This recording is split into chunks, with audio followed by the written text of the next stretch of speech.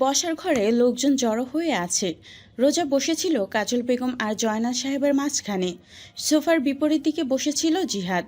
এবারে দাঁড়িয়ে পড়েছে রাগে, বড় করে শ্বাস টেনে নিল রোজা। সবার সামনে শান্ত গলায় বলল, আমি কাজটা ছাড়বো না। জিহাদ হিসিয়ে উঠল। ছাড়বে না?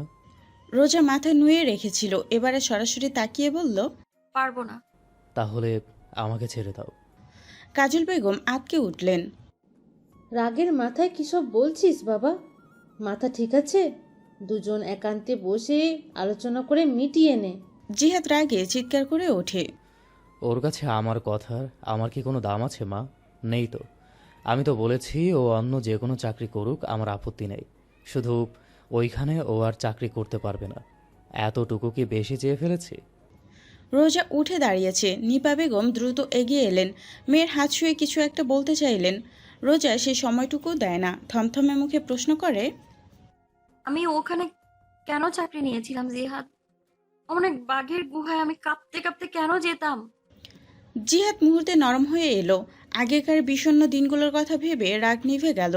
রোজার হাত দুটো ধরতে চেয়ে বলল, প্রয়োজনে? তখন আঙ্কেল ক্যান্সারের পেশেন্ট ছিলেন, অনেক অনেক টাকার প্রয়োজন ছিল। এখন তো আর প্রয়োজন নেই, তাই না? বাড়ি গাড়ি সবই তো হয়েছে, আঙ্কেলও দিব্যি সুস্থ। তাহলে এখনও কেন ওখানে কাজ করতে হবে? এবারে রিজাইন করে নাও, বিয়ের পর তুমি যেখানে ইচ্ছে চাকরি নিও। রোজা দুপা পেছনে চলে এসেছে, চোখ মুখ অনুভূতি শূন্য প্রায়। প্রীতি আমায় ছাড়া থাকতে পারবে না। জিহাদের হৃদয় যেন কেউ খামচে ধরল। রাগ মাথায় চড়তে চাইল, নিজেকে স্বাভাবিক রাখা দুষ্কর হয়ে এলো। কোনো রকমে দাঁতে দাঁত পিষে প্রশ্ন করল, তুমি কি ওর মা? রোজার ঠোঁট কাঁপল অপমানে, নাকের পাটা দুটো ফুলে উঠল। আজিজুল সাহেব চুপচাপ বসেছিলেন। এ যাত্রায় মিহি গলায় বললেন, মা না হলেও মায়ের আদরেই তো পেলেছে। বাচ্চাটার বয়স ছিল মাত্র 3 বছর, এখন প্রায় 7। এতগুলো বছর ধরে নিজ দুহাতে যত্ন করেছে, মায়া হয়ে গিয়েছে না। তুমি এভাবে কথা বলে কষ্ট দিচ্ছ আমার মেয়েটাকে। সুন্দরভাবে যদি কথা নাই বলতে পারো, তবে আর তোমাকে আমি কোন সাহসে মেয়ে দিব? জিহাদ ফিরে তাকালো আজিজুল সাহেবের দিকে, রাগ সংবরণ করার চেষ্টা করলো। আঙ্কেল, আপনার আমার দিকটাও তো দেখা প্রয়োজন। আমি পছন্দ করছি না বিষয়টা। একসময় টাকার প্রয়োজন ছিল, তাই আমি কিছু বলিনি, আমার পছন্দ না হলেও। কিন্তু এখনও কেন? ওর তো দায়বদ্ধতা নেই। আজ বাদে কাল তো ছাড়তেই হবে। দিন শেষে আপনি যেভাবেই দেখুন না কেন, ও ওই বাড়ির একজন কাজের লোক। ওর দায়িত্ব যা ছিল তাই করেছে। ও না গেলে ওই বাচ্চার জীবনে বিন্দুমাত্র ডিফারেন্স আসবে না। রাজ্যের অনৈতিক বেআইনি কাজকর্ম করে টাকার পাহাড় বানিয়ে রেখেছে ওই লোক। মেয়ের জন্য 4-5 কেন 10-15 ন্যানি রাখার মতো অ্যাবিলিটি আছে। জিহাদের কণ্ঠ দৃঢ় হলো। উল্টো ওদের সাথে আরও জড়ালে পুরো বংশের ভোগান্তি আছে। মানুষ না হয় ভয়ে স্বীকার করে না, কিন্তু কে না জানে ওই লোক দেশের সবচেয়ে বড় সন্ত্রাস। কোনো অপকর্ম করা বাদ রেখেছে। এখনও সময় আছে, ওকে বলুন সরে আসতে। আজিজুল সাহেবও এবারে নিশ্চুপ হয়ে এলেন। তার যে ভয় হয়, তাকালেন মেয়ের জেদি মুখের দিকে। রোজা তখনও শক্ত হয়ে দাঁড়িয়ে আছে। জিহাদ নিজেকে শান্ত করতে চেয়ে দুপা এগিয়ে বলতে নেয়, রোজা, লিসেন টু। রোজা আর এক মুহূর্ত দাঁড়ায় না, জিহাদকে পাশ কাটিয়ে ভেতরে চলে এলো। সোজা নিজের ঘরে এসে দরজা লক করে রাখলো। তার দম বন্ধ হয়ে আসছে। জিহাদের কথাগুলো তাকে বাজেভাবে কষ্ট দিয়েছে। কষ্টের চেয়েও বেশি তার ভয় হচ্ছে। হৃদিকে যে সে খুব ভালোবাসে, একদিন দেখতে না পারলে কি ভীষণ যন্ত্রণা হয়। সেখানে কিভাবে কাজ ছাড়ার কথা ভাববে সে? বিছানার সাইড টেবিলের উপরে ল্যাম্পশেডের পাশে দুটো ছবি ফ্রেম রাখা। একটাতে বাবা মা, রোজা আর তার ছোট ভাই রাজু। আরেকটা ফ্রেমে রোজা আর ছোট হৃদি। সুবিশাল উজ্জ্বল রুমের গোল বিছানায় বসে আছে রোজা। হৃদি ঠিক রোজার কোলে বসেছে। ওর বয়সটা তখন সবে 5। পুতুলের মতো দেখতে মেয়েটার হাতে আরেকটা গোলাপি রঙের পুতুল। কাজ সমান কোকড়া চুলে দুটো ঝুঁটি করে রাখা। মিষ্টি করে হাসছে রোজার দিকে চেয়ে। ছবিটা দেখে রোজার দম বন্ধ হয়ে আসতে চাইল। সে কল্পনাই করতে পারে না কাজটা ছাড়ার কথা। কাজটা ছেড়ে দিলে তো আর কখনো হৃদিকে দেখতে পারবে না, সম্ভবই না। তাহলে কিভাবে সে পারবে? কেন বুঝতে চাচ্ছে না জিহাদ? রোজা, মা আমার, দরজা খোল। আজিজুল সাহেবের ডাকে দরজা খুলে দিল রোজা। ফিরে এসে বসলো বিছানার উপর। রুমে ঢুকতেই আজিজুল সাহেবের চোখ চলে গেল সাইড টেবিলের দিকে। মুহূর্তে দীর্ঘশ্বাস ফেললেন। এসে বসলেন মেয়ের পাশে, মাথায় হাত রাখলেন। দীর্ঘ সময় নীরব থেকে অবশেষে বললেন, জিহাদ কিন্তু একবারে ভুল বলছে না মা। আর কত? রোজার চোখ দুটো জলে ভরে উঠল। অবশেষে ছলছল চোখে তাকিয়ে বলল, কাজটা ছাড়তে পারবো না বাবা। হৃদি এখনো ছোট, আমায় ভীষণ ভালোবাসে। আমি ছাড়া আর কারো কাছে যেতে চায় না। আরো অনেকেই তো আছে ওকে টেক কেয়ার করার জন্য, কাউকেই পছন্দ করে না। ওর সব আমি নিজ হাতে সামলাই। কিভাবে চলে আসবো বাবা? আর যদি কাজটা ছেড়ে চলে আসি, কখনোই ওকে আর দেখতে পারবো না।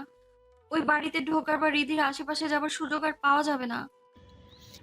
আজিজুল সাহেব নীরব হয়ে গেলেন। 24 ঘন্টা বডিগার্ড দিয়ে হেফাজতে রাখা অমন বড়লোক বাড়ির মেয়েকে কাজ ছেড়ে দিলে কিভাবে দেখা সম্ভব? তিনি অসহায় হয়ে পড়লেন। কি বলবেন বুঝে পেলেন না। বাচ্চাটাকে তারা কখনো সামনাসামনি দেখেনি। রোজার মুখে শুনে আর ফোনে দেখেই কেমন মায়া করে বসে আছেন। সেখানে রোজা কতগুলো বছর ধরে মেয়েটাকে দুহাতে যত্ন করে লালন পালন করছে। একটু হলেও মেয়ের অনুভূতি তিনি বুঝতে পারছেন। জিহাদকে আমি বোঝাবো, তবে তুমি তর্ক করে ওর সাথে আর ঝগড়া করো না মা। বয়স তো কম হলো না, বিয়ে শাদী তো করতে হবে, তাই না? রোজা মাথা দোলালো, চিন্তিতও হলো। দেখতে দেখতে কেমন 29-এ পা দিয়ে ফেললো। আর মাত্র 1 বছর, এরপর 30।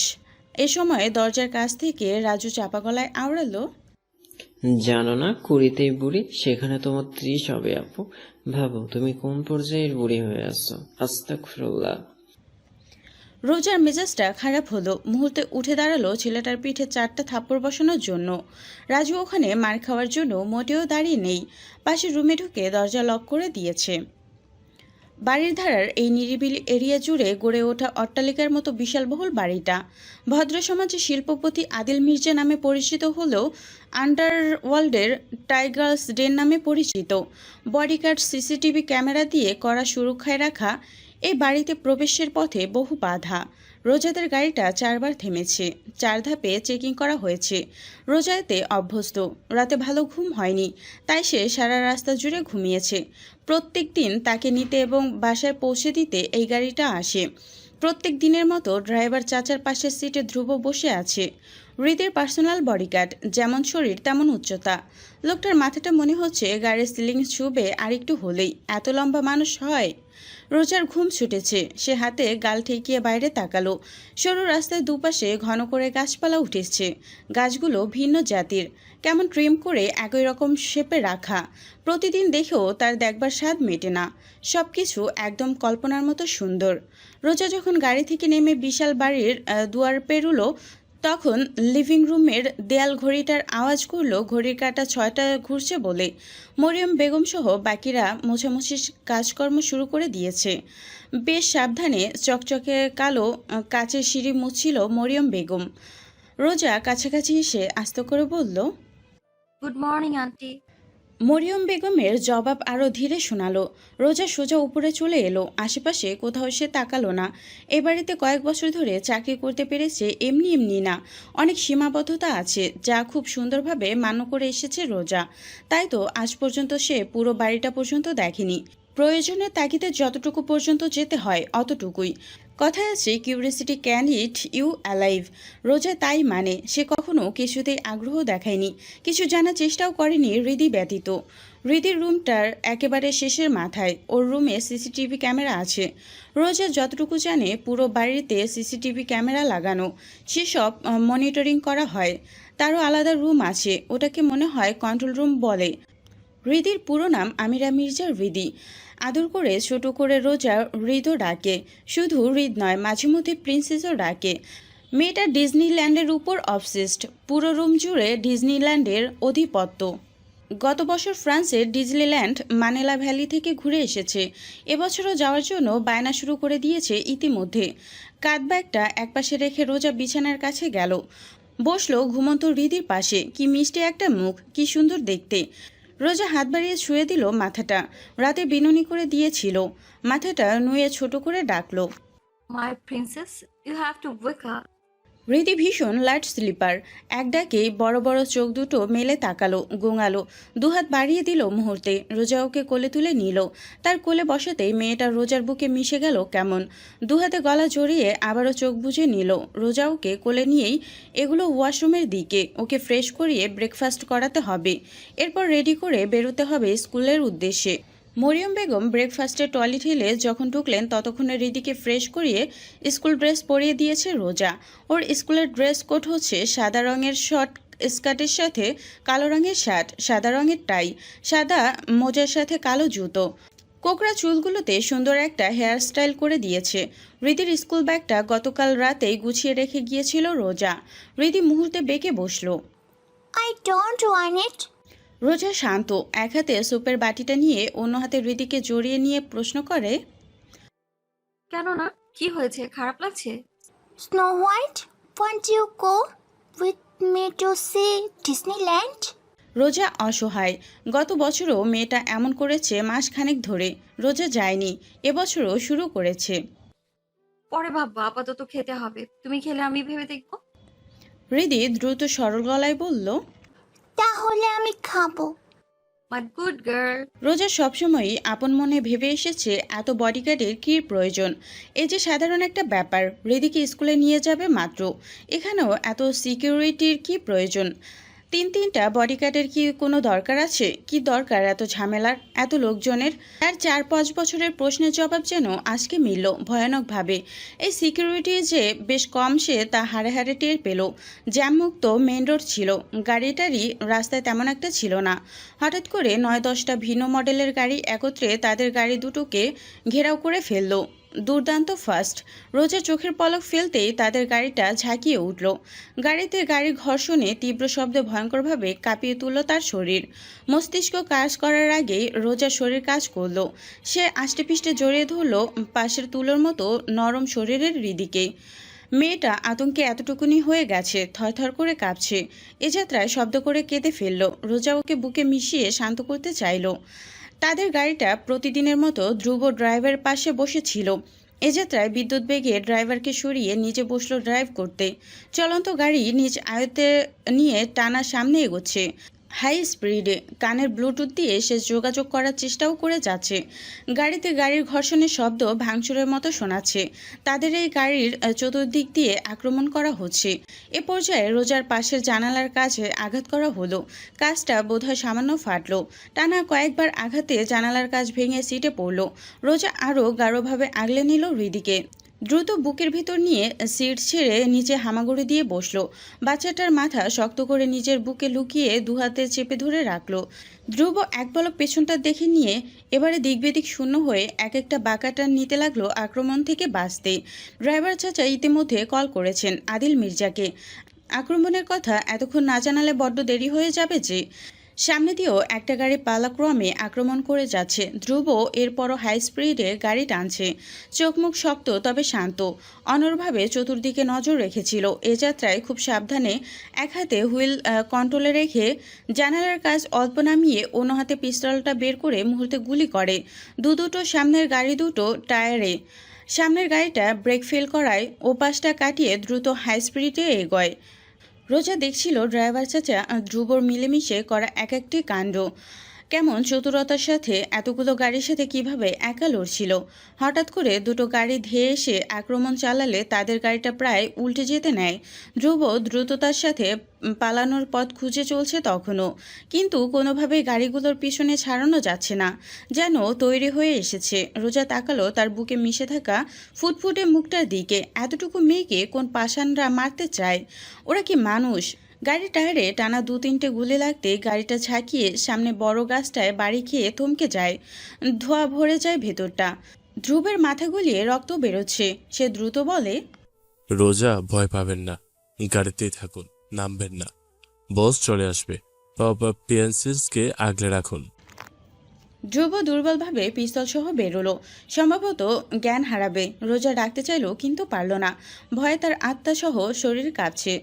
জানালার ভাঙা কাজ পুনরায় ভেঙে দরজা খোলার জন্য কেউ কসরত করে চলছে। সামনে কিছু গুলির আওয়াজ শোনা গেল। খুলে গেল রোজার পাশের জানালার দরজা। রোজা আর দেরি করে না। হৃদের দিকে জানালা দরজা খুলে বেরিয়ে পড়ে।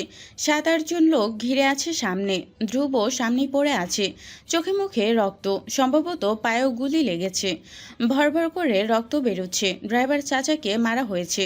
ভদ্রলোক ওঠার চেষ্টা করছে। রোজা হৃদিকে নিজের পেছনে লুকায়। একজন চাচায়, প্রাণে বাঁচতে চাইলে সরে দাঁড়া, বাচ্চাকে দে। রোজার ভেতরটা ভয়ে কাঁপছিল, তবে নিজের জন্য নয়, হৃদির জন্য। সে আর চোখে তাকালো পাশে। ধ্রুবের পিস্তলটা পড়ে আছে। মুহূর্তে তুলে নিল হাতে। এক হাতে হৃদিকে নিয়ে পেছনে জড়িয়ে রেখে অন্য হাতে পিস্তল সামনে তাক করে রাখলো। মনে প্রাণে শপথও করলো, কেউ এগিয়ে এসে হৃদিকে নিতে চাইলে রোজাও গুলি করে ফেলবে। এতগুলো মানুষের সামনে সে কাঁপে না, ভয়ে সিটিয়ে যায় না। চোখে চোখ রেখে টিগার প্রেস করে। ওভাবেই ধীরে ধীরে পেছনে যেতে থাকে হৃদিকে নিয়ে। বারবার করে বলে, কাছে আসার চেষ্টাও নয়। আর আবুল শুট। তখন বাঁচা যাওয়া ওই কালো লোকটাই হঠাৎ করে ছুটে আসতে চাইল রোজার দিকে। রোজা সচেতন হয়, ঢোক গিলে চোখ বুজে টিগারে প্রেস করে ফেলল। এক গুলি যেন সাহস এনে দিল। পরপর পায়ের কাছে টানা কিছু গুলি করলে একটা লেগে যায় লোকটার পায়ে।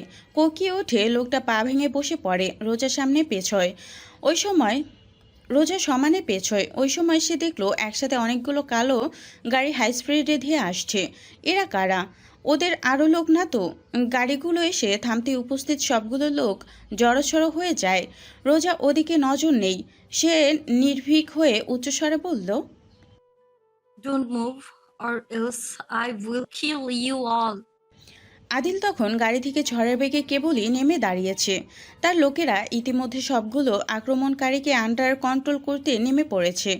অথচ আদিল স্তম্ভিত হয়ে তাকিয়ে আছে ওদরে নারীর দিকে। সে দৃঢ়ভাবে অনরূপে দাঁড়িয়ে আছে তার মেয়েকে আগলে নিয়ে, যার হাতে পিস্তল তাক করা, যার চোখে কণ্ঠে আগুন, আর রূপেও। রক্তাক্ত ধ্রুবকে একজন বডিগার্ড কাঁধে তুলে নিয়ে যাচ্ছে। ড্রাইভার চাচা কোনো রকমে ভাঙা পা নিয়ে উঠতে উঠতে বললেন, miss Roza, they are with us. Calm down my child. Roza কোনোভাবেই শান্ত হতে পারছিল না। তাক করা পিস্তলটা নামাতেও তার সময়ের প্রয়োজন পড়ল। তার ভেতরে ঝড় বয়ে যাচ্ছিল। তার ডান পাটা ছোট দুহাতে পেছন দিয়ে জড়িয়ে চোখ দুটো শক্ত করে বুঝেছিল হৃদি। থরথর করে কাঁপছিল, ফোপাচ্ছিল নীরবে। হঠাৎ মিষ্টি এমন নিস্তব্ধতা উপলব্ধি করে তাকালো। অদূরে দাঁড়ানো স্তম্ভিত শরীরের মানুষটাকে দেখতে পেয়েই শব্দ করে কেঁদে উঠল। Daddy, dad. আদিল মির্জা, হৃদির বাবা। রোজার হাত কাঁপে সামান্য। হাত থেকে ফসকে পড়ে যায় পিস্তলটা। ভয়ে আত্মাটা যেমন এতটুকুনি হয়েছিল, তেমনি শ্বাস গলায় আটকে ছিল। এবারে বড় করে শ্বাস ফেলল। তারা এখন বিপদমুক্ত, এতটুকু ভাবনা যথেষ্ট ছিল শান্ত হওয়ার জন্য। নিজেকে শান্ত করল। পরপর নজরে এলো ওই কালো পোশাক পরিহিত লোকটার পা, যাকে সে গুলি করেছিল। রোজা হতবাক হয়ে নিজের হাতের পিস্তলটা দেখে। ভালোভাবে দেখে নিজের হাত পর মুহূর্তে এক ঝটকায় পিস্তলটা ফেলে দেয়। সে বাকরুদ্ধ। জীবন্ত এক মানুষকে গুলি করেছে। রোজা গুলি করেছে। মেয়ের কান্না মিশ্রিত কণ্ঠে ডাকে আদিল মির্জার ঘোর কাটে। ঘোর, হ্যাঁ ঘোরই ছিল। দ্রুত কয়েক কদম এগিয়ে এলো। দুপায়ের পাতা ভর দিয়ে বসে দুহাত মেলে দিতেই মেয়ে তার ছুটে এলো কোলে। ছোট দুটো হাত জড়িয়ে ধরল আদিলের গলা। ঘাড়ে মুখ গুজে ফুপিয়ে গেল। রীতিমতো বাচ্চা মেয়েটার শরীর কাঁপছে তখনও। ড্যাডি। মেয়ের মাথায় সমানে ঠোঁট ছুঁয়ে দিল আদিল। আওড়ালো, এই তো আমি, সোনা, শান্ত হও। Dad is here for you. দেখি, তাকাও। হৃদি বাবার ঘাড় থেকে মাথা উঠিয়ে তাকালো। চোখ মুখ লাল, কেঁদে কেটে চোখের পানি নাকের পানি এক করে রেখেছে। পেছনে দাঁড়িয়ে ছিল শান্ত, আদিলের ডান হাত। সে বেশ সাবলীলভাবে একটা পরিষ্কার রুমাল বের করে এগিয়ে ধরল। আদিল রুমালটা নিয়ে মেয়ের নাক মুখ যত্নের সাথে মুছিয়ে দিতে নিয়ে প্রশ্ন করে, এখনো ভয় লাগছে? হৃদি মাথা নাড়িয়ে বোঝালো ভয় লাগছে না। আরও জোরালোভাবে আদিলের গলা জড়িয়ে ধরতেই আদিল উঠে দাঁড়ালো মেয়েকে কোলে নিয়ে। হৃদি ফিসফিস করে বলল, কিন্তু কিন্তু আমার স্নো হোয়াইট ভীষণ ভয় পেয়েছে dad. She was so scared. Adil ভ্রু তুলে তাকালো সামনে। রোজার ড্রাইভার চাচাকে সাহায্য করছিল গাড়িতে উঠে বসতে। বয়স বেশি তার। এর উপর আবার বৃদ্ধার কোমরে বেশ কয়েকটা বাড়ি মারা হয়েছে। স্বাভাবিক যে সে নিজে উঠতেই পারছে না। রোজা তাকে উঠিয়ে আবারও পাথরের মতো দাঁড়িয়ে থাকলো গাড়ির সামনে। আর চোখে দেখলো কেমন সবগুলো আক্রমণকারীকে একটু শব্দ করা ব্যতীত ধরে বেঁধে গাড়িতে তোলা হচ্ছে। কিছুক্ষণের মাথায় রাস্তাঘাট পরিষ্কার, অথচ একটু আগেও পুরো রাস্তা ব্লকড ছিল। সাধারণ মানুষের জন্য এই দৃশ্যটা আতঙ্কজনক। শান্ত আদিলের নজর আর চোখে দেখে মাথাটা এলিয়ে এনে আস্তে করে বলল, বস, দ্যাট ইজ মিস রোজা, প্রিন্সেসের 11th। আদিল আপাতমস্তক দেখল কিছুক্ষণ। তখনকার তেজস্বী রূপটা নেই, মাথাটা নুয়ে চুপচাপ দাঁড়িয়ে আছে। আদিল সবসময় কাজের লোকদের প্রতি উদাসীন, সেভাবে খেয়ালই করে না। সেদে এলেও আদিল অনুমান করলো এই মেয়ে বুঝি তার সামনে কখনো আসেনি বা পড়েনি। 4 বছর ধরে এত কোইন্সিডেন্স কিভাবে সম্ভব? এত চমৎকারভাবে ইনভিজিবল থাকাটাও একটা মারাত্মক গুণ বলতেই হয়। শেষ একবার চেয়ে আদিল মেয়েকে নিয়ে হাঁটা ধরল গাড়ির দিকে। এলেন আদিল মির্জার বাম হাত গাড়ির দরজা মেলে ধরে আছে। গাড়িতে উঠে বসতে বসতে আদিল শান্তকে ইশারা করে গেল আদিলের কালো গাড়ির সাথে। একই রকম দেখতে আরও 2টো গাড়ি সারিবদ্ধভাবে চলে যাচ্ছে। শান্ত আর চোখে রোজাকে দেখল সবসময় মাথাটা নুয়ে রেখে চলেছে। অযথা কিংবা প্রয়োজনে কোনোভাবেই সামনে পড়েনি, তাই হয়তো বা তেমন খেয়াল করা হয়নি এতকাল। বেশ সুন্দরী, আগুন সুন্দরী বলা যেতেই পারে। তার উপর আবার বেশ ফিটনেস মেনটেন করে রেখেছে। ফর্সা মুখে টানা টানা চোখ, ফুল লিপস, চোখা নাক, স্কিন কেমন চকচক করছে। চুলের রংটা ব্রাউন, সম্ভবত কালার করা। চুলের রংটা কমপ্লিমেন্ট করছে লুকসকে। শান্তর চোখে ভাসল তার বসের স্তম্ভিত মুখটা, ধারালো দৃষ্টি। কিছু একটা ভেবে সে ভদ্রভাবে গাড়ির দরজা মেলে ধরল। মিস, উঠে বসুন। রোজা চেয়েছিল চকচকে দাম্ভিক গাড়িগুলোর দিকে। নিমিষে চোখে সীমানা বাইরে চলে গিয়েছে। হৃদির জন্য তার চিন্তা হচ্ছে। মেয়েটা ভীষণ ভয় পেয়েছিল, কোথাও ব্যথা পেল কিনা। ভাবতে ভাবতে উঠে বসলো। ড্রাইভার সিটে ভিন্ন একজন মানুষ বসে।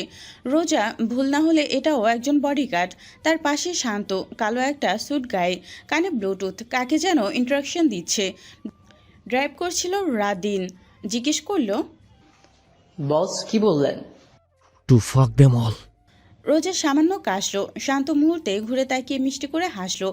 গম্ভীর্যের মুখোশও যে কেউ এত দ্রুত পাল্টাতে পারে তার জানা ছিল না। শান্ত হেসে হেসে প্রশ্ন করলো, মিস রোজা রাইট? মিস তো মিসেস না, রাইট? রোজা অপ্রস্তুত হয়ে বলল, miss Roza. Such a nice name, so pretty. Full name would be? Roza দুভ্রুয়ের মাঝে ভাঁজ পড়ল, বিড়বিড় করল। What's wrong with this guy? জানালার বাইরে দৃষ্টি রেখে নির্বিকার কণ্ঠে জবাব দিল, আয়াত তালুকদার রোজা। রাদিন ভ্রু তুলল শান্তর দিকে আর চোখে চেয়ে। সেদিকে ধ্যান নেই শান্তর। উৎসাহের সাথে একের পর এক প্রশ্ন করে গেল, আপনার বাবা কি করেন মিস রোজা? আর that is somewhat right now. What kind of car do you use? Are you? দু হাতে বুকে ভাঁজ করে বেশ সাবলীলভাবে ঘাড় ঘুরিয়ে তাকালো রোজা। শান্তর শ্যামবর্ণ মুখটা ভালোভাবে দেখে এ যাত্রায় মিষ্টি করে হাসলো। প্রশ্ন করলো, ওই লোকগুলো কারা ছিল? মাস্টার মাইন্ড কে? তারা কেন মারতে যাচ্ছিল হৃদিকে? শান্তর হাসি মুখ থেকে সরে গেল। মুখ বন্ধ করে ঘুরে বসলো আগের মতো। রোজা বিরক্তিকর উচ্চারণ করলো, বিড়বিড় করলো। শেমলেস। নিজের মতো ফের তাকালো জানালার বাইরে। শান্তর কিচিরমিচির ব্যতীত এবারে একটু আরামবোধ হচ্ছে। মাথাটা ফেটে যাচ্ছিল তার। এখনও সবকিছু কেমন কল্পনার মতো মনে হচ্ছে। রোজা সে সাধারণ একজন মেয়ে, যার দুনিয়া সাধারণ, অথচ আজ যা সে করেছে তা তো সাধারণ ছিল না। চোখ পড়ল তার হাতে চকচকে লাল নেল পালিশের উপর। রোজার মনে আছে যখন নতুন সে হৃদির ন্যানি হিসেবে প্রবেশ করেছিল মির্জা বাড়িতে, এমন গভীর পরিবেশে সবসময় চঞ্চল নিজেকে সুন্দর করে রাখতে চাওয়া সে একদম গুটিয়ে থাকত, নিজেকে লুকিয়ে রাখত। সাজগোজ করা বাদ করে দিল। যদি খারাপ কারো নজর পড়ে যায়, যদি কেউ তাকে বিরক্ত করে, তখন কি করবে অসহায় তারা। বাবার ব্যবসা তখন লালবাতি জ্বলছে, টাকার সমস্যা, বাবার অসুস্থতা, ভাইয়ের পড়াশোনা, সব মিলে সে তখন অসহায়ের চরম পর্যায়ে। বড় সন্তান হিসেবে সব দায়িত্ব এসে পড়ল রোজার কাঁধে। তার এত ভালো একাডেমিক রেজাল্ট তখন বাচ্চাদের অপছন্দের খেলনার ন্যায় রূপান্তরিত হলো। কোনো কাজই এলো, যদিও বা এলো সেসব কাজের বেতন সীমিত। ওতে রোজার পোষাতো না। তখনই আল্লাহর অশেষ রহমতে সেই কাজে সূত্র পায় চড়া বেতন। তখনই 50,000 ছিল তার মাসিক বেতন। আর এখন প্রায় 1 লাখের ঘরে। রিস্ক বলেই তো এত টাকা। সন্ত্রাসের বাড়িতে এসে কাজ করতে হয় বলেই তো একটা সাধারণ কাজে এতটা পরিশ্রম পেয়ে এসেছে। নিজের পরিবারকে দাঁড় করাতে পেরেছে, নিজে লিড করতে পারছে স্বপ্নের জীবন। রোজা দীর্ঘশ্বাস ফেলল, তাকালো সামনে। রাদিন তখন ফিরে ফিরে তাকাচ্ছে। রোজা ভ্রু তুলতেই সে আগ্রহী দৃষ্টি ফিরিয়ে নিল, আওড়ালো। বাড়ির সামনে এসে গাড়ি থেমেছে। এলেন দ্রুত বেরিয়ে এসে গাড়ির দরজা খুলে দাঁড়ায়। ঘুমন্ত মেয়েকে কোলে নিয়েই নেমে এলো আদিল মির্জা। সূর্যের আলো সোজা এসে পড়ল কালো কুচকুচে মেজি আন্ডারকাট চুলে। রোদ পড়ায় কেমন লাল দেখায় চুলগুলো। এলেন স্পষ্ট অনুভব করতে পারল বসের চওড়া মেজাজ। কাছে কোলে মেয়ে দেখে এখনও ফেটে পড়েনি। না হলে আদিল দুয়ারের কাছে গিয়ে থামল। শক্ত চোয়াল সামান্য ডান পাশ করে কণ্ঠ খাদে নামিয়ে বলল, খোঁজ লাগা। I want this মাদারফাকার। এলেন মাথা দোলালো। আদিল ভেতরে চলে গেল, বড় করে শ্বাস ফেলল। গাড়ির সাথে হেলান দিয়ে দাঁড়ালো। রীতিমতো ঝড় বয়ে গিয়েছিল তার উপর। কিভাবে যে তারা এত দ্রুত পৌঁছেছে তা সে নিজে জানে। গাড়ি না যেন প্লেন চালিয়েছে। কোন শালার মরার শখ জাগলো আবার। অবশ্য প্রতিনিয়ত কেউ না কেউ মরতে চলেই আসে। আশেপাশে পৌঁছানোর আগেই এদের শ্মশানঘাটে পাঠিয়ে দেওয়া হয়। এই শালার পুত কিভাবে যেন তাদের নজরের বাইরে চলে গেছে। ব্যাপার না, একবার পেয়ে নিয়ে খোঁজটা। ধ্রুবের কি অবস্থা? Anything serious? জাকির সহ আরও 15 জন দাঁড়িয়েছিল পেছনে। জাকির উত্তর করল, পায়ে গুলি লেগেছে, মাথায় চোট পেয়েছে, মাসখানেক বেড রেস্ট তো করতেই হবে। এলেন আচমকা ফিরে তাকালো, কণ্ঠ নামিয়ে প্রশ্ন করল, ওই টাকলার পায়ে গুলি কি সত্যি মেয়েটা করেছে? মিস রোজা, প্রিন্সিপালের ন্যানি।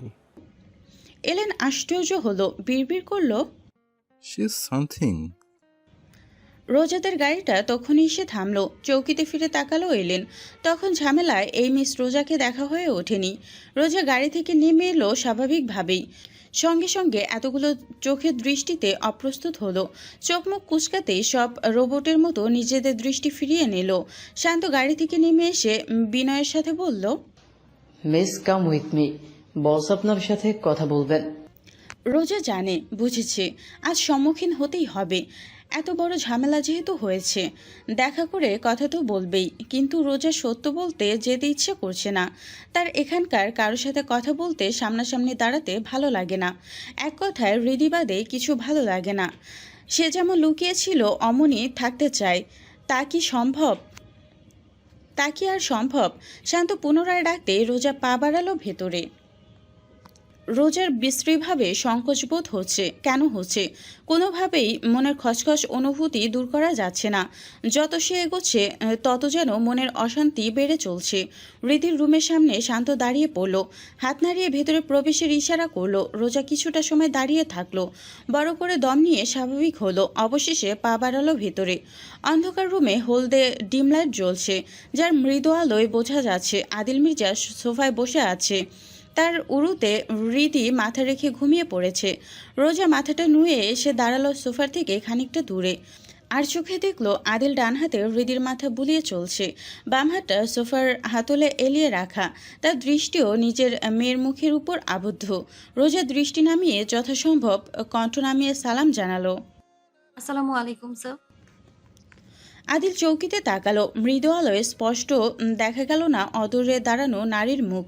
অথচ আদিলের চোখের পাতায় এখনো তখনকার ওই দুঃসাহসী কাণ্ডের দৃশ্য ভেসে বেড়াচ্ছে। তেজস্বী কণ্ঠে বলা কথাগুলো, ধারালো চোখের দৃষ্টি, বুকের দিকে তাক করে রাখা পিস্তল ধরা হাত। সোফার হাতলে রাখা আদিলের হাতটা দুটো চুটকি বাজাতেই দুয়ারে দাঁড়ালো শান্ত ভেতরে এলো।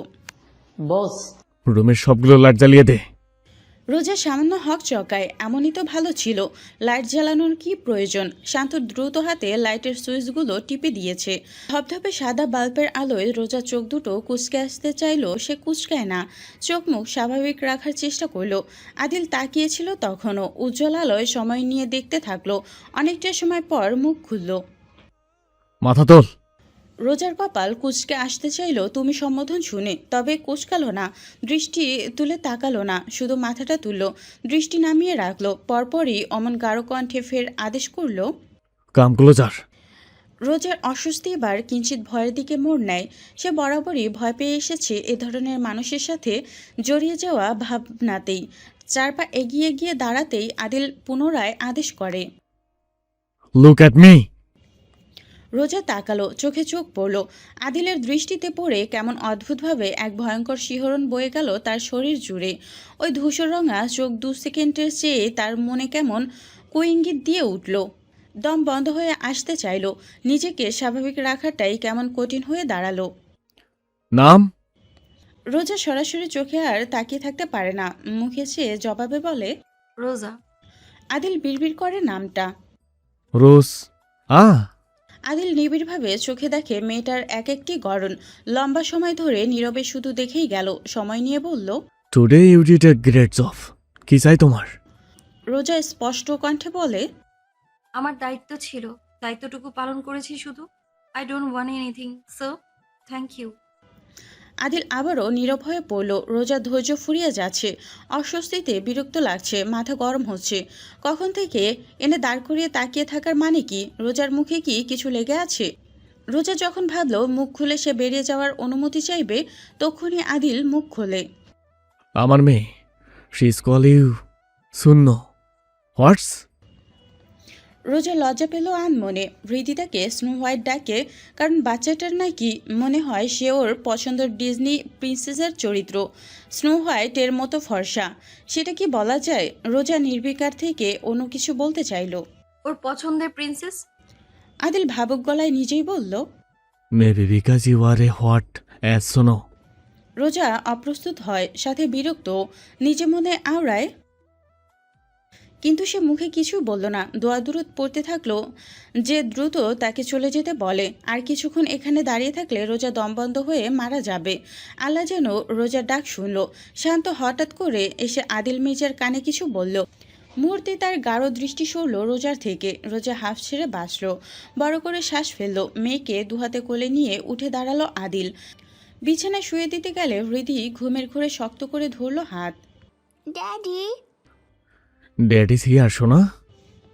হৃদির হাতের বাঁধন আলগা হতেই ওকে কমফোর্টারে ঢেকে সোজা দাঁড়ালো আদিল।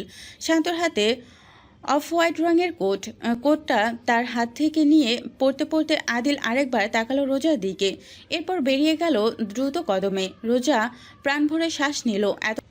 এতক্ষণ মনে হচ্ছিল রুমের টেম্পারেচার হাইস্টে মাউন্টেনের চূড়ায়। একটা মানুষের উপস্থিতি এতটা গাঢ় কিভাবে হতে পারে? রোজার ফোন ভাইব্রেট হচ্ছে। কল করে জিহাদ। কল রিসিভ করতে সে বারান্দায় এলো। এটা যেন তার অন্যতম ভুল। নিচটা পুরো দৃশ্যমান। 6টা গাড়ির পাশে দাঁড়ানো সারিবদ্ধ বডিগার্ডদের একটাকে যেন লোক 4-5টা লাথি মারলো। সে অন্য কেউ না, স্বয়ং আদিল মির্জা। সম্ভবত গালিগালাজও করছে, স্পষ্ট শোনা গেল না। রোজের শ্বাস গলায় আটকে আছে। সে দ্রুত ভেতরে ফিরে এলো। জিহাদের কলটা আর রিসিভ করা হলো না, বিপরীতে মেসেজ পাঠালো। এর মধ্যে হৃদির ঘুম ভেঙে গেছে। সে উঠে বসেছে, নিভু নিভু চোখে চেয়ে আছে। Snow white, are you hurt? Roza মিষ্টি করে হাসে, দুহাতে হৃদিকে কোলে নিয়ে নরম সরম গালে চুমু খায়, বলে, একটুও না। তোমরা বলো, খারাপ লাগছে এখনো? ভয় হচ্ছে? হৃদি হাসলো, রোজার বুকে মিশে গিয়ে ফটর ফটর করে বলল, don't you know my dad? Hridi হাপুস চোখে চেয়ে আওড়ায়, আমার বাবা আদিল মির্জা। কেন ভয় পাবো আমি? রোজা এই যাত্রায় বুঝলো রক্তের কত শক্তি। এমন নাদুস নুদুস একটা বাচ্চা মেয়ে, অথচ ঠিকই পিতার ছায়ার তলনিতে থেকে বিগড়ে যাচ্ছে। হৃদির গাল টেনে দিয়ে রোজা হেসে ফেলল। বাংলোটা নিরিবিলিতে হারিয়ে আছে। ওখানে এক রুমে 12 জন লোককে চেয়ারে বেঁধে রাখা হয়েছে। শরীরে কাপড় নেই, আঘাতে জর্জরিত পুরো শরীর। রক্তে মেখে আছে ফ্লোরে যে পড়ে আর্তনাদ করে যাচ্ছে সেই লোকটাই সকালের টাকওয়ালা মানুষ, যার পায়ে রোজা গুলি করেছিল। সেই জখমিত পায়ের ওপর আদিলের পাটা চেপে রেখেছে শক্ত করে, যা প্রতি সেকেন্ডে আরও গাঢ় হচ্ছে। সাথে লোকটার আর্তনাদ, মুখের মধ্যে কাপড় গোজা অবস্থাতেও কেমন আর্তনাদ স্পষ্টভাবে চতুর্দিকে ছড়িয়ে আছে। আদিল হাত বাড়াতেই একটা মেশিন এগিয়ে দিল এলেন। ওটার মধ্যে খুব সাবলীলভাবে লোকটার হাতের একটা আঙুল রাখলো। এক চাপে পুরো আঙুলটা কেটে ফেলল। রক্তে আর্তনাতে ভারী হয়ে এলো রুমের দেয়ালগুলো। পুনরায় আরেকটা আঙুল বসিয়ে ভীষণ শান্ত কণ্ঠে আদিল প্রশ্ন করল। কে কে পাঠিয়েছে? লোকটা হাঁসফাঁস করছে, কিছু বলতে চাইছে, তখনও তার মুখ থেকে গুজে রাখা কাপড় সরানো হলো না। আদিল পুনরায় আরেকটা আঙুল কেটে এরপর কাপড়টা সরালো। লোকটা সঙ্গে সঙ্গে বলে ফেলল। পর মুহূর্তেই পিস্তলের 12টা বুলেটের শব্দে বাংলোসহ কেঁপে উঠল। পরপরই নিস্তব্ধতা, রক্তে ভেসে গেল জমিন। আদিল বেরিয়ে এলো রুম থেকে। পেছনে শান্ত আর এলেনও বেরিয়ে এসেছে। এলেন তাদের লোকদের সবকিছু আড়াল করার আদেশ সুরে বসের সাথে গাড়িতে চড়ে বসলো। গাড়িগুলো বেরিয়ে এসেছে বাংলো থেকে। এলেন শান্তসহ বাকিরাও লক্ষ্য করলো তাদের বসের ভাবুক মুখ। গাড়িটা ব্যাকসিটে মাথা এলিয়ে চোখ বন্ধ করে রেখেছে, কি যেন ভাবছে। অন্য কোথাও ধ্যান নেই। এলেন সন্দেহ চোখে তাকালো শান্তর দিকে। শান্ত চোখ পিটপিট করছিল, তার যা সন্দেহ হচ্ছে সেই পথেই এগোলো। বস বস আদিল সময় নিয়ে জবাবে নাকমুখ দিয়ে শব্দ করে।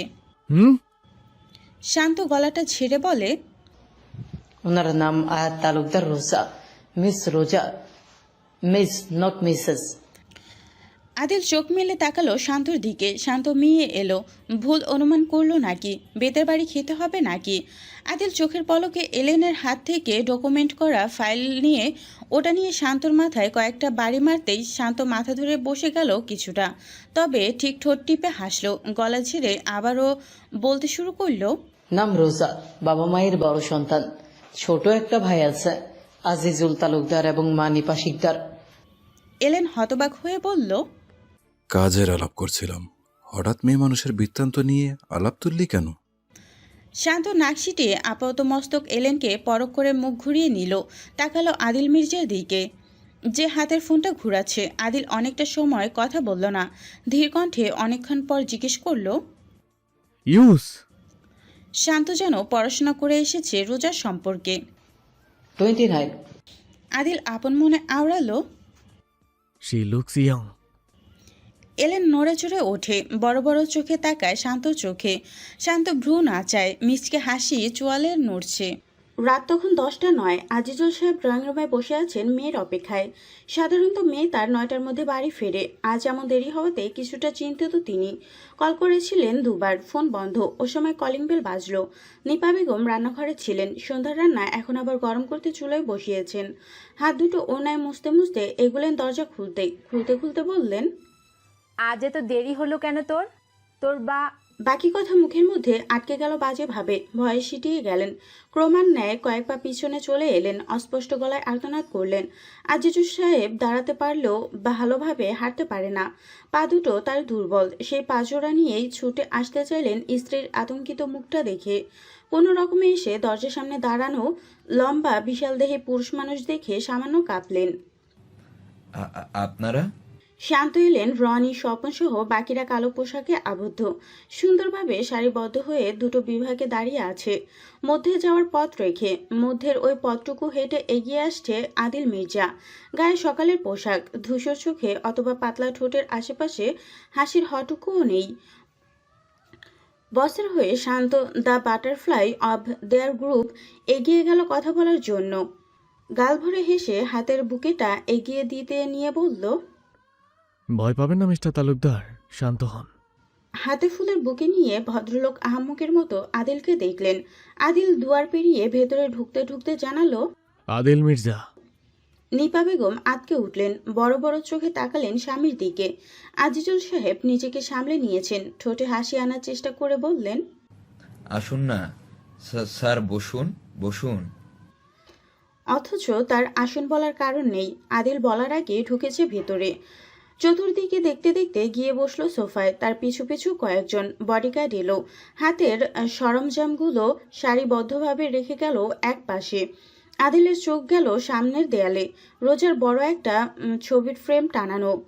ছবিতে আউটডোর স্পট ড্রেস পরে আছে, হাতে ব্যাগ স্টোভল, সম্ভবত বয়সটা 20-এর দিকে।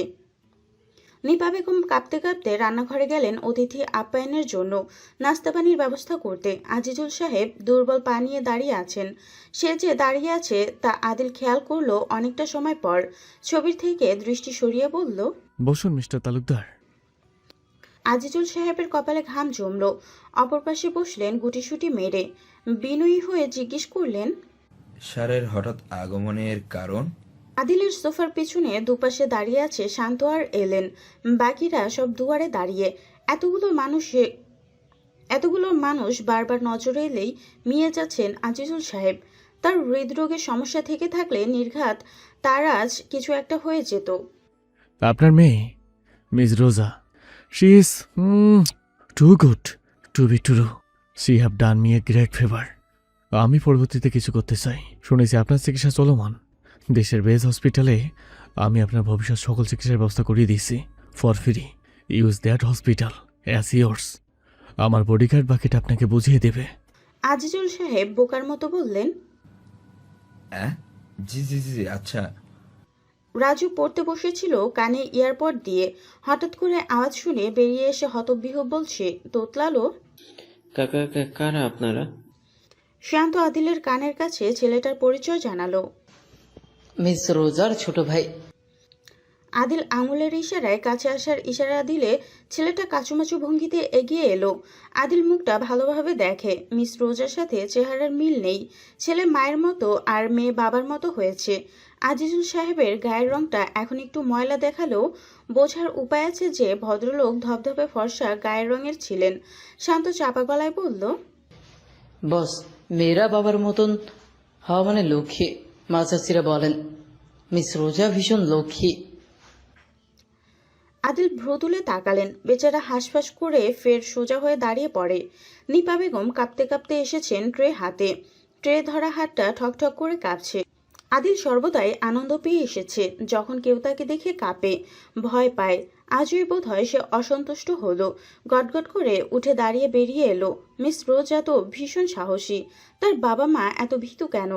রোজার বাড়ি ফিরতে দেরি হলো ভীষণ। তার উপর ফোনেও আজ চার্জ নেই, বন্ধ হয়ে পড়ে আছে। সে কলিং বেল বাজালে দরজা খুলে দিল রাজু।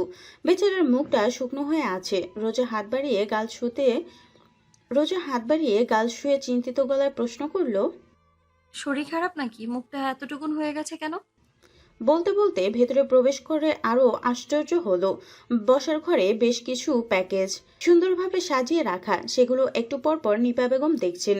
এ যাত্রায় রাজুও গিয়ে বসলো ওগুলোর সামনে। আজিজুল সাহেব মেয়ের দিকে চেয়ে আছেন আশ্চর্য নিয়ে। বাবা মা দুজনের মুখের অবস্থা অবর্ণনীয়। কি হয়েছে? এসব কে পাঠালো?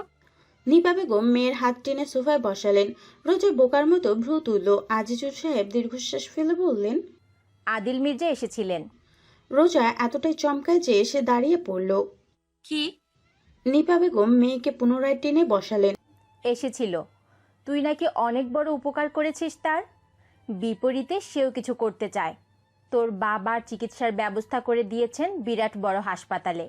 এসব সেই এনেছে। রোজা হতবাক আশ্চর্য। বলদের মতো কিছুক্ষণ মুখটা হাঁ করে রাখলো। নিজেকে ধাতস্থ করতে সময় লাগলো তার। আজিজুল সাহেব মুখ্য বিষয়ে প্রশ্ন করলেন, কি করেছিস মা? কোন উপকারের কথা বলছেন? রোজা মিথ্যে বলতে চায় না, কিন্তু সত্য বলা সম্ভব হচ্ছে না। ওসব শুনলে তারা ভয় পাবেন, আতঙ্কিত হবেন। অগত্যা একটু ঘুরিয়ে বলল, হৃদয় অসুস্থ হয়, আমি ওর দেখভাল করি, এজন্য হয়তোবা। রাজু এসে চকচকে চোখে চেয়ে বলল, আপু খুলি দেখি কি পাঠিয়েছেন। রোজা দীর্ঘশ্বাস ফেলে। উনি মালিক, রোজা সামান্য চাকর। মালিক খুশি হয়ে উপহার দিয়েছেন, না করার সাধ্যে কি তার মতো নগণ্য কারো আছে? অগত্যা মাথা দোলালো। রাজু ছুটে যায় প্যাকেজগুলো খুলতে। সম্ভবত মানুষ বুঝে কেনাকাটা করা হয়েছে। যেমন আজিজুল সাহেবের জন্য স্পেশাল এক ধরনের পাইপ স্মোকিং পাঠিয়েছে, যা দেখে আজিজুল সাহেবের চোখ ছানা বড়া।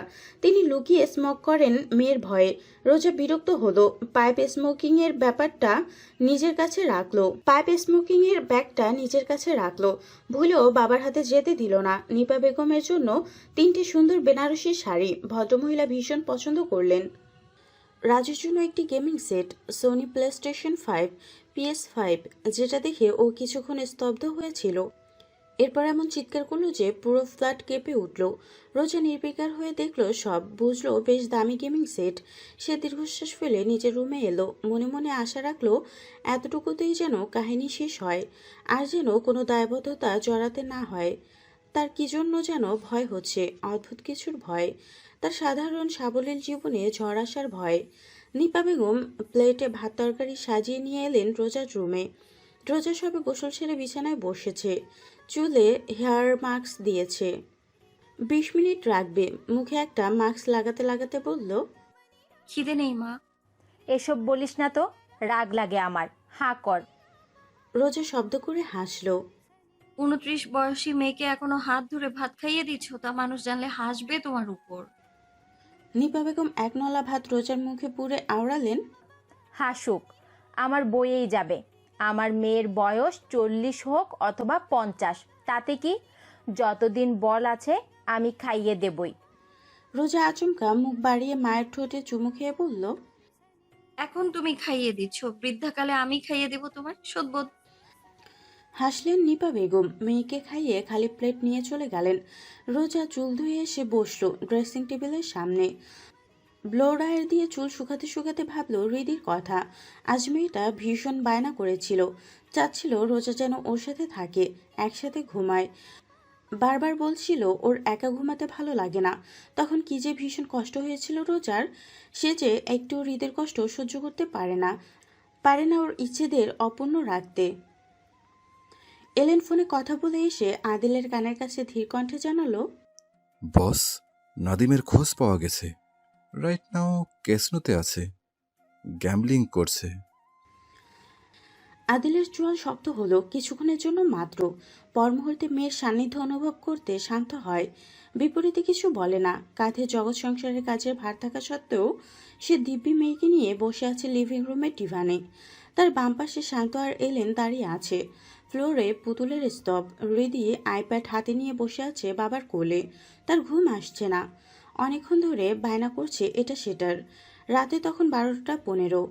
ঘেটে ঘুটে কি যেন দেখছে। আদিল একটা ফাইল বাম হাতে ধরে নজর বোলাচ্ছিল। হঠাৎ হৃদির উচ্ছ্বাসে ফেটে পড়ল, পর্ব 5। Daddy, look at this picture, isn't it beautiful? Adil অনাগ্রহী হওয়া সত্ত্বেও মেয়ের বাড়িয়ে ধরা আইপ্যাডের স্ক্রিনে তাকালো। তারপর তার দৃষ্টি ফেরাতে পারল না। অনেকটা সময় যাবৎ স্ক্রিনে একটি ছবি, মিস রোজা আর তার মেয়ে হৃদির। দুজনের পরনে লাল রঙের পোশাক। সম্ভবত ছবিটি হৃদির স্কুলে তোলা। কোনো প্রোগ্রাম ছিল বুঝি। আদিল কিছুক্ষণ চেয়ে থেকে দৃষ্টি ফেরালো, বলল, শোনা, এবার তোমাকে ঘুমোতে হবে। Sleep tight for daddy. আর দুষ্টুমি করা যাবে না। হৃদি এবার বাধ্য মেয়ের মতো মাথা দোলালো। চোখ দুটো ছোট ছোট হয়ে এসেছে ওর। বাবার গালে ছোট ঠোঁট ছুঁয়ে দিল। আইপ্যাড ডিভানে রেখেই মরিয়ম বেগমের হাত ধরে উপরে চলে গেল। আদিল আরাম করে বসলো এবার। বাম হাতটা ডিভানের হাতলে রেখে ডান হাতে আইপ্যাডটা তুলে নিতে নিতে বলল, that dangerous girl, was she able to seduce him? পেরেছে, সম্ভবত রাত কাটাবে ওখানেই। আদিল নাক মুখে শব্দ করে আইপ্যাডের ফটোসে ঢুকে এক এক করে ছবিগুলো দেখতে থাকলো। মিস রোজার সাথে হৃদির অনেক ছবি, ভিডিও। মিস রোজার একার ছবিও আছে, সম্ভবত হৃদি তুলেছে। আদিলের যখন ঘোর কাটলো ততক্ষণে সে আশ্চর্য হয়ে খেয়াল করলো 15 মিনিট ধরে সে ছবি ভিডিও দেখে গেছে। হতবিহ্বল হয়ে দৃষ্টি তুলে দেখলো এলেনের চোয়ালটা ঝুলে আছে। শান্ত অশান্ত দৃষ্টিতে বারে বারে তাকাচ্ছে। আদিল আইপ্যাড রেখে উঠে দাঁড়ালো, গলাটা পরিষ্কার করে গম্ভীর মুখে বলল, লেটস গো। শান্ত বসের পেছনে চলল তক্ষুনি। কিছু পা গিয়ে ফের ফিরে এলো। সোফা থেকে আইপ্যাড তুলে হাতে নিয়ে গেল সাথে করে। এলেন বিরক্ত হলো, সাথে আশ্চর্য। এই রাত করে মোট 8টা গাড়ি একসাথে বেরোলো মির্জাবাড়ি থেকে। শুনশান নীরবতার রাস্তা জুড়ে। ল্যাম্পপোস্টের আলোয় মেন রোডে ছোটা কালো রঙের এতগুলো গাড়ি একসাথে যাওয়া রাজকীয় দেখালো। ভীতি সৃষ্টি করতে পারদর্শী। এটা এখানে কেন? আদিলের প্রশ্নে মিয়ে গেল শান্ত। তাকালো বসের মুখের দিকে। রেগে আছে নাকি বুঝতে পারল না। আইপ্যাড সে পাকনামো করে এনেছে, পাকনামোতে সে বরাবরই সেরা। এলেন নাকমুখ কুচকালো। শান্ত মাথাটা সরাতে চেয়ে বলল, যদি লাগে। আদিল হাত তুলে মারতে গিয়েও শেষমেশ মারল না, আইপ্যাডটা তুলে নিল হাতে, ফের ঘাঁটতে থাকলো। এই ক্যাসিনোটা সাধারণ মানুষের ধরাছোঁয়ার বাইরে, প্রভাবশালী সব মানুষের যাতায়াত এখানে। কি না হয় এখানে? গ্যাম্বলিং বারডান্সড প্রস্টিটিউট বানিয়ে চড়া দামে বেচাকেনা হয় গুরুত্বপূর্ণ বিষয়। আইপি কার্ড ব্যতীত প্রবেশ নিষিদ্ধ, এমনকি এই ভিআইপি কার্ডও অনেকে প্রভাবশালী ধরাছোঁয়ার বাইরে। ক্যাসিনোটা আইনতভাবে বৈধ হলেও আইনের সুরক্ষায় আছে মোটা অঙ্কের টাকার প্রভাবে। ক্যাসিনোটার পেছনে আছে বড়সড় সব পাওয়ারফুল লোকেদের হাত, তার মধ্যে শেয়ার হোল্ডারের একজন স্বয়ং আদিল মির্জা। তার ভিআইপি কার্ড দেখানোর প্রয়োজন হয় না, গাড়ির নাম্বার দেখলেই ঢুকতে দেওয়া হয়। আজ ব্যতিক্রম নয়। সিকিউরিটি অতিক্রম করে যখন পৌঁছালো ততক্ষণে নাদিম গ্যাম্বলিং ফেলে এক সুন্দরী বার ডান্সারের সাথে ওপরের হোটেলে রুমে ঢুকেছে। আদিল সময় নিল, তখনই গেল না উপরে, গিয়ে বসলো স্টেজ থেকে খানিকটা দূরে সাদা কাচের আড়াল করা রুমের সোফায়। তার সামনে টেবিলে কাঠ, মদ সাজানো, লালবাতির আলো চারপাশটা ড্রিমি। স্টেজে স্ট্রিপ ডান্স করছে বেশ সুন্দরী এক নারী, ইংরেজি একটা গান প্লে হচ্ছে ব্যাকগ্রাউন্ডে।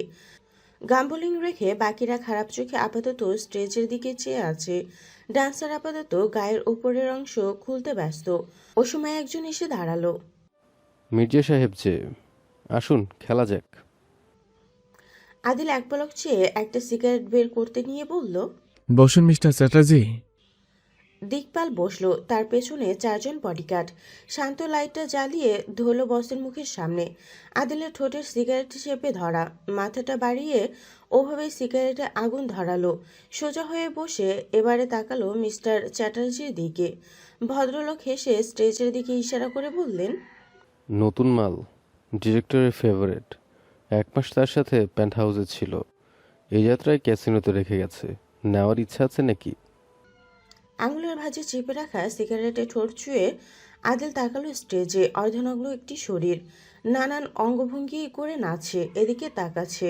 কত দুষ্টু ইশারা, চোখের দৃষ্টি, অথচ আদিলের কিছুই অনুভব হলো না। নির্বিকারভাবে দৃষ্টি ফিরিয়ে নিল। এ যাত্রায় উঠে দাঁড়ালো, বলল, how about I gift her to you mister Chatterjee? হাসলো Dikpal. I won't mind. Adil ইশারা করে তার লোকজন নিয়ে উপরে চলে এলো।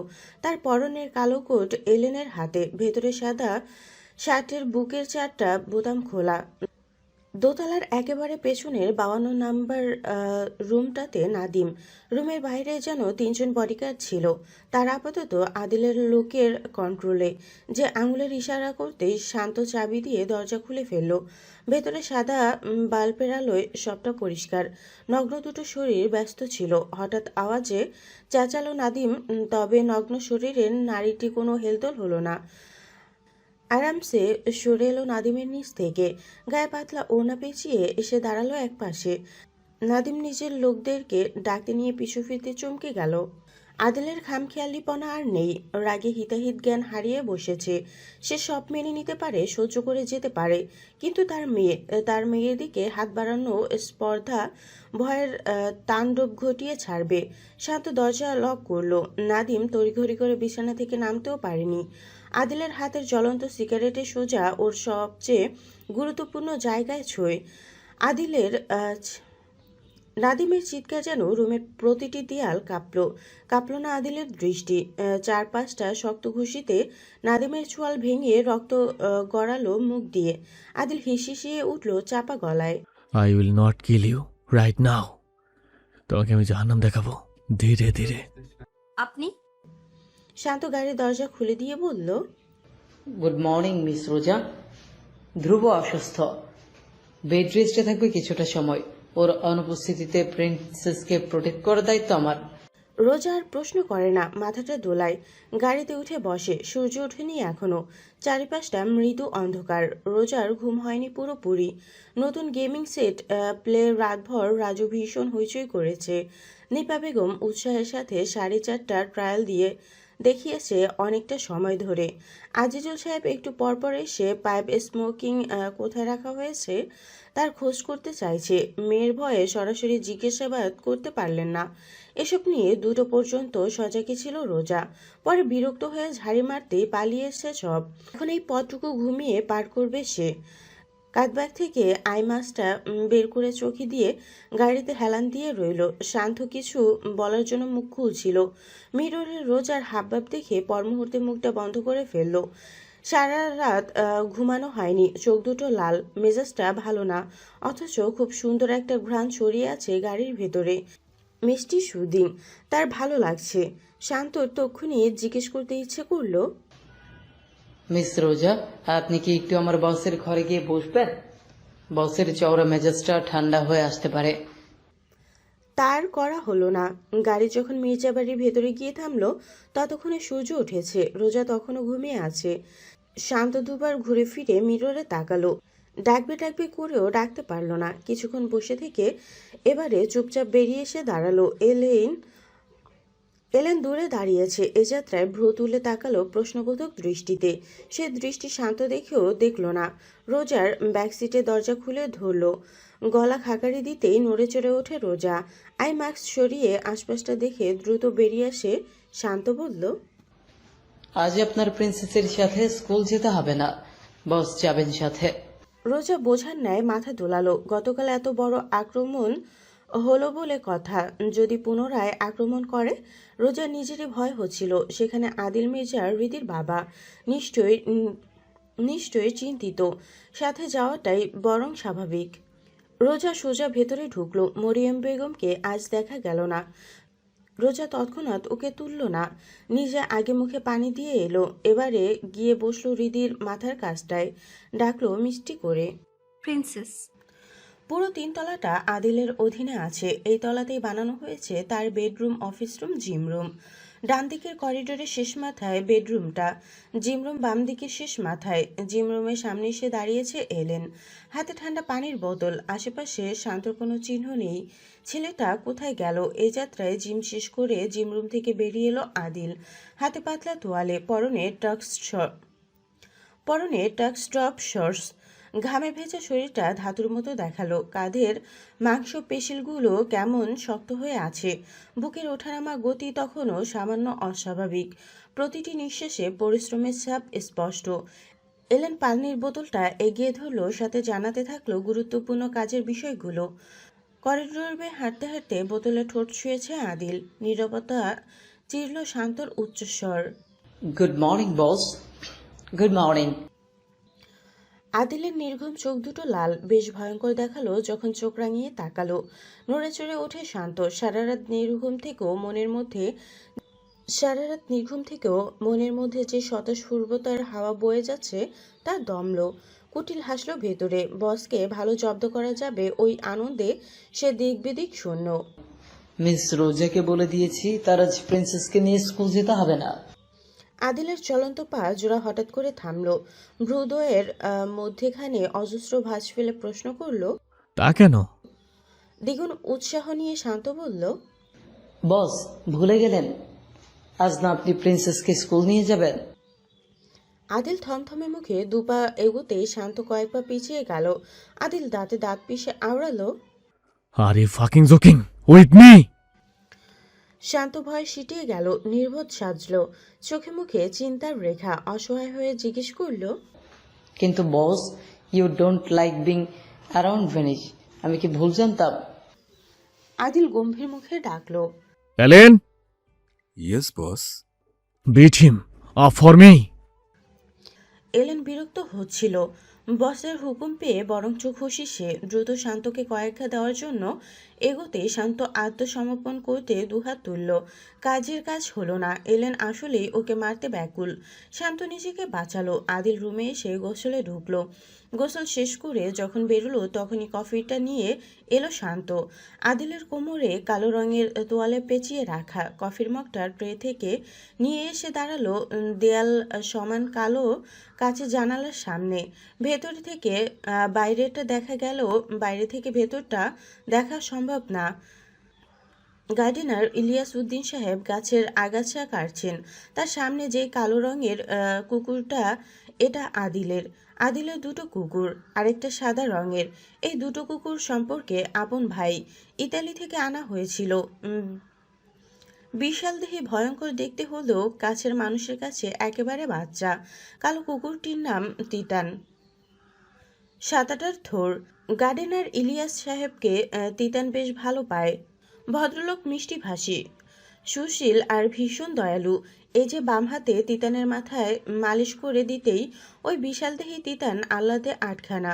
কফিতে চুমুক বসিয়ে ফিরে তাকালো আদিল। শান্তকে আর চোখে দেখে বলল সময় নিয়ে।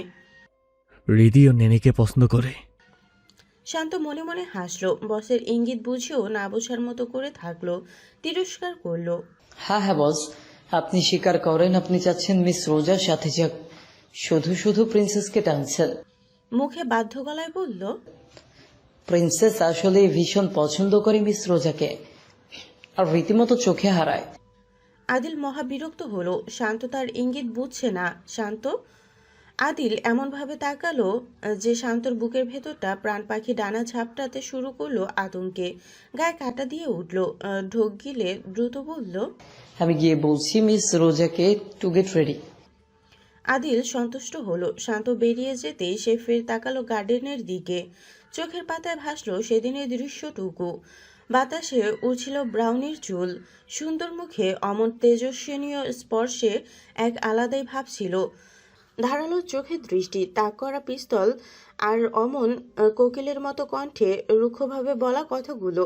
আদিল চোখ দুটো বন্ধ করে। হ্যালো বন্ধুরা, পরবর্তী পার্ট খুব তাড়াতাড়ি আসবে, তো সবাই অপেক্ষায় থাকো। আর চ্যানেলটি যারা এখনো সাবস্ক্রাইব করোনি তারা পরবর্তী পার্ট দেখার জন্য চ্যানেলটি সাবস্ক্রাইব করে রেখো। ধন্যবাদ সবাইকে, আমাদের সাথেই থেকো।